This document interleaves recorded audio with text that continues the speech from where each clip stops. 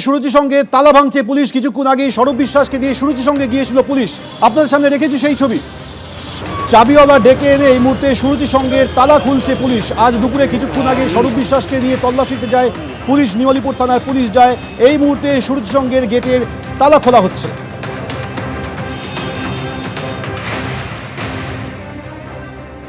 মমতা বন্দ্যোপাধ্যায়ের বাড়ি লাগোয়া পার্টি অফিসে সিআইডি, অন্যদিকে ক্যামাক স্ট্রিটেও সিআইডির আধিকারিকরা গিয়েছেন। আর আপনারা ইতিমধ্যে জানেন যে আজ বিকেল 5টার সময় অভিষেক বন্দ্যোপাধ্যায়কে যে সমন ধরানোর পর আসার কথা বলা হয়েছিল, সেই ডেডলাইন শেষ হয়। তার কিছুক্ষণ আগে ফের সিআইডিকে চিঠি দিলেন অভিষেক বন্দ্যোপাধ্যায়। তিনি আরও খানিকটা সময় চেয়েছেন। তিনি বলছেন যে এই মুহূর্তে রাজ্যের বাইরে রয়েছি, হাইকোর্টে গিয়েছি, তাই আজ ভবানী ভবনে যেতে পারছি না। অভিষেক বন্দ্যোপাধ্যায় এই মর্মে চিঠি দিয়েছেন। হাজিরা এড়িয়ে ফের সময় চেয়েছেন অভিষেক বন্দ্যোপাধ্যায়। ডেডলাইন শেষের কিছুক্ষণ আগেই সিআইডিকে তিনি চিঠি দেন। বর্তমানে রাজ্যের বাইরে রয়েছি, হাইকোর্টে গিয়েছি, তাই এখন ভবানী ভবনে যেতে পারছি না।